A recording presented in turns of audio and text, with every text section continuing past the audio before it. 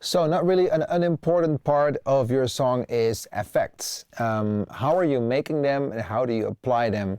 Making effects is not really something that you have to put a lot of time in, especially not when you're creating your first demo. I think the most important thing is that you have to create part of it done. You have your melody, you have your choice of kick drum, maybe a little bit of arrangement, and then you can see, okay, what kind of effects are gonna feel like they're in the right place. What I usually do for my own project is I'm pretty lazy when it comes to effects. I just tend to just really, maybe unless I really need something in particular, I would just go for a sample, layer that, process that a little bit, put it in place, and usually that's how it works for me. But if you wanna really stand out, you can also start just, by creating your own effects and bounce them as your own samples. This is also a really good way to just build up your own sample library like I did for myself over the last few years. I have like a small library where I bounced all the effects in that I used in my projects. If I would go to my Finder, I'll show you that over the last years, I have my own little folder here where everything that I had in my projects, I just bounced it out, or I just take pieces of it and I'll make my own impacts with.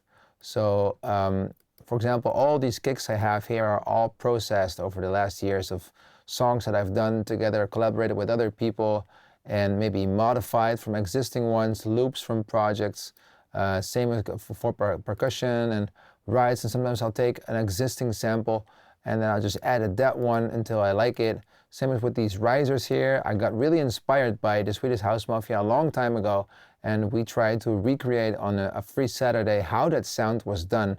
And I think we got to a good result. It took a long time, but we finally had it. And how you start an effect like that. So I created a template here, which is basically empty, and maybe there's people that just like to do this in the same project. For me, I just like to create a new template where I have not a lot of things going on. The project feels light and I have a good overview of what's happening. I just want to focus on one instrument. So basically I'll have most of the time maybe 1, 2, 3, 4 tracks going on, and that's it. And if I'm really happy with it, I'm going to bounce it out as audio and then load into the template where I'm working on for the song. For me, this feels easier because if I use the effect in my song, it's going to be audio anyway.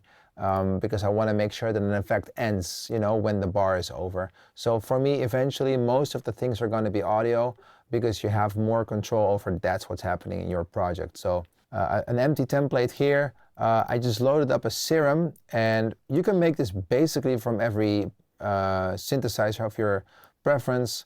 I just like Serum for this one, and I built this own little library when I was just bored over the last months of sitting at home. A few of these sounds I can show you. These are our bangs, but you have your own presets here. And I started working on some of these. And one of these sounds is a riser. And it sounds like... And I'll just record a little bit of this because now it just sounds like a synth.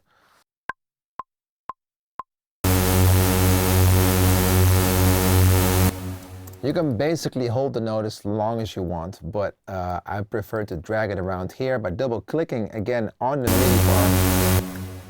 Make sure that you quantize it, and then you just figure out how long you need in your song. For example, my song is 126, and I need a riser for like, let's say, well, maybe 30 seconds.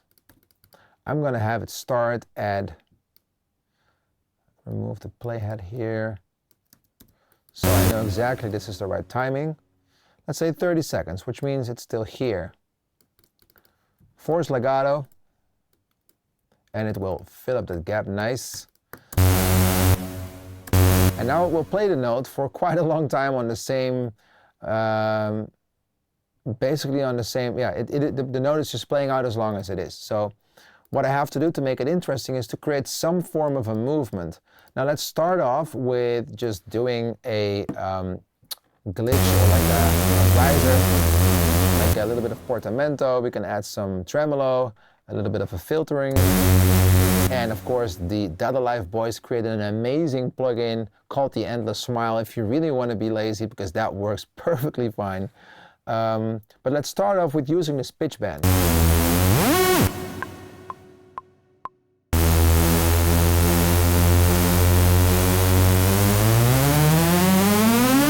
Obviously, that's way too fast, but I'm going to adjust that here by manually dragging that bar down.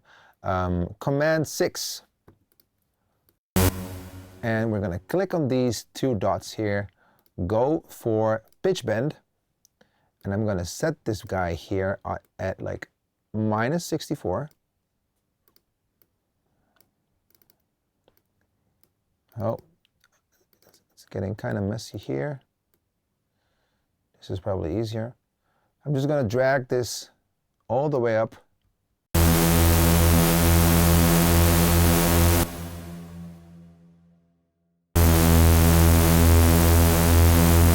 Now it feels really long. Maybe let's just do two versions, one really long one and a short one. I'm going to cut this one into half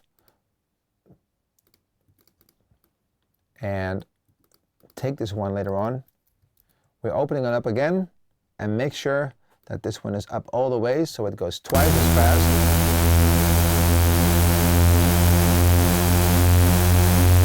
Well, to make the contrast a little bit more, I'm going to open up Serum, and at the left bottom you can actually determine how many semitones you want the pitch bend to impact.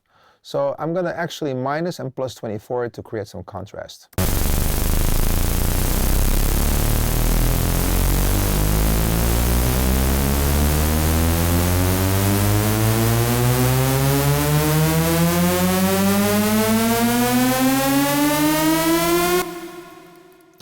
There we go. That is a good start. It's already starting to sound a little bit like a riser. Let's add some tremolo and some movement. I'm going to go for the official one of Logic, which is under modulation. And I'm going to create some movement here, and I want to create the symmetry. Or actually, the symmetry can be left at 50. And we're going to go for phase at 0.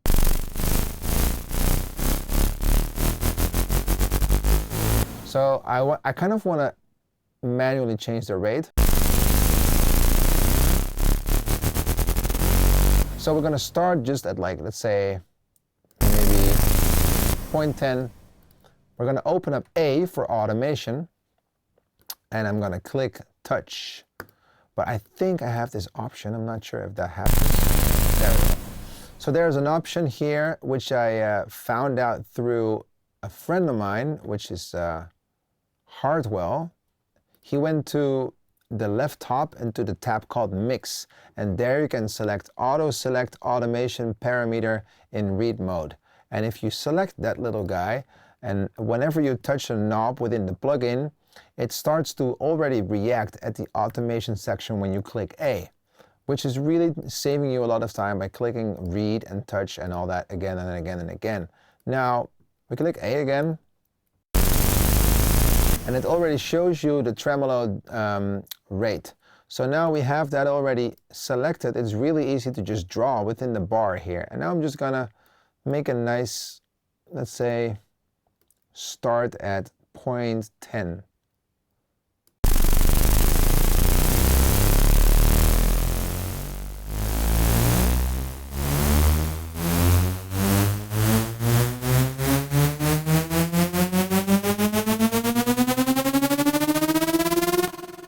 There you go. At least it's got some movement now, and you also want some panning from left to right. So I'm going to take the same plugin, a little bit less of a depth, and actually I want to change the rate myself as well here.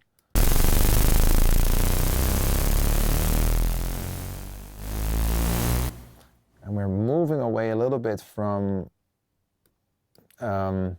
the sound when it progresses here, so we're going to have to fix that later on, which we will. But first off, let's just drag this bar here for some movement from left to right.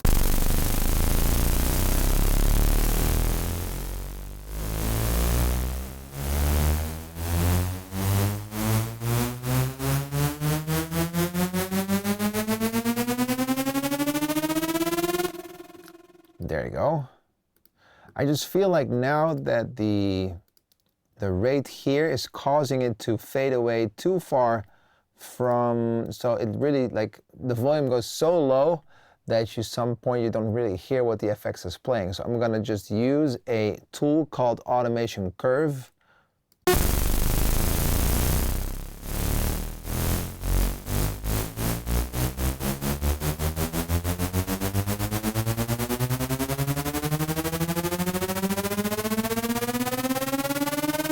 And that actually is also being fixed if I just lower the depth here a little bit.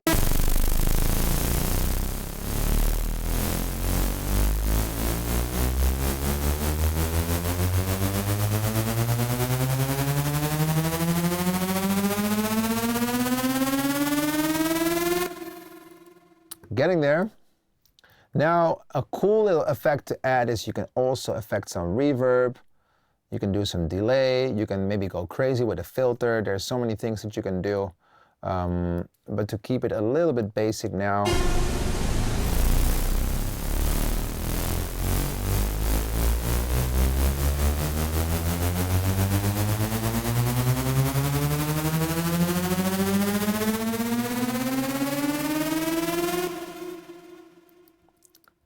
Starting to look like something.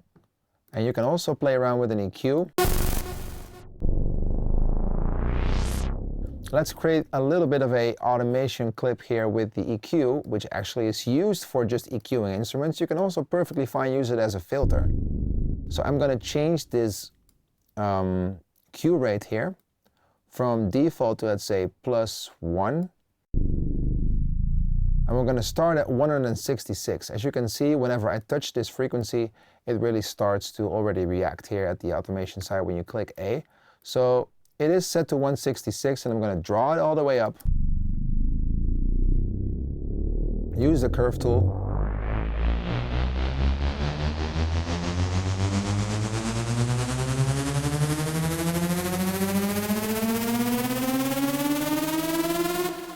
Now, if that is not enough, we can add one more plugin of our friends of DataLive called Endless Smile. And this is really going to put the icing on the cake. Click the intensity key and it will react here on intensity because of the option that we have changed here on Mix Auto Select Automation Parameter, which you probably can partly see in the screen here. But if you go on the left top, go to Mix, click Auto Select Automation Parameter and Read Mode.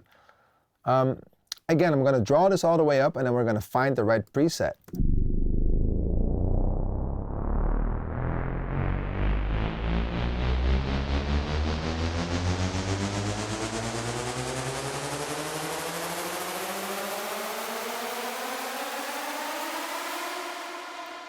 Quite insane.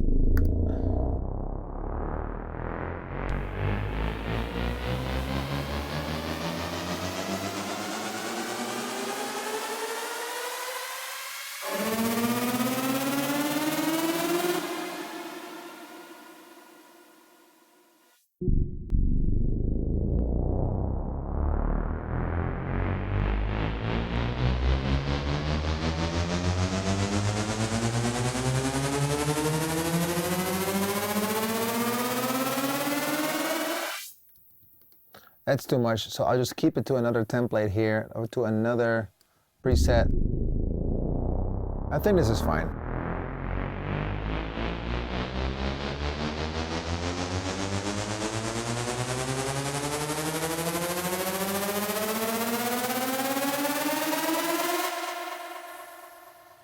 Yeah, I think this is going to be fine. Just going to keep it here, I think. One more time.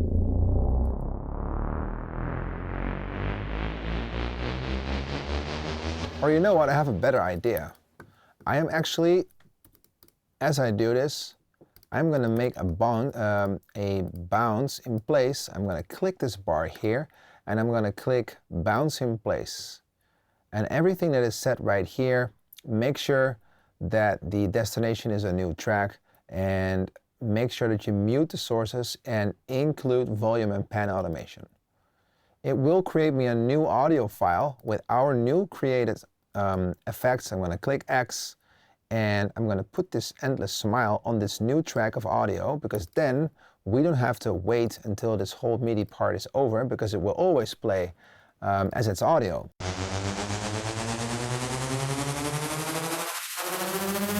Much easier. Let's do this again. Intensity, 0 to 100.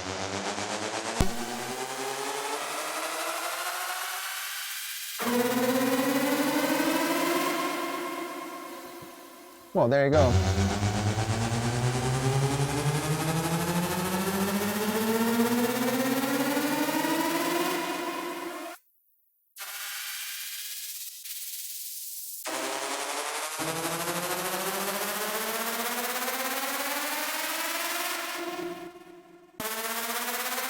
Actually don't want it too extreme. I think this is fun. It just adds a little bit of reverb and a little bit of filtering that makes it like sound like it's yeah, like an effect that you can just squeeze in anytime in your project. So I'm gonna cut it up here to make sure that it fits the bar. Create a little bit of a fade in again to make sure that we don't have any pops and crackles and ticks and pops, and there we go. That's a brand new effect, and I'm gonna bounce it out to make sure that we can squeeze it in our new project. PCM, make sure it's wave, normalize, it doesn't really have to, but you know, we can do it for this part. Float is not necessary, 24 is fine, don't want to add it to the project. I'm gonna bounce it out here on, for example, my desktop. Let's go.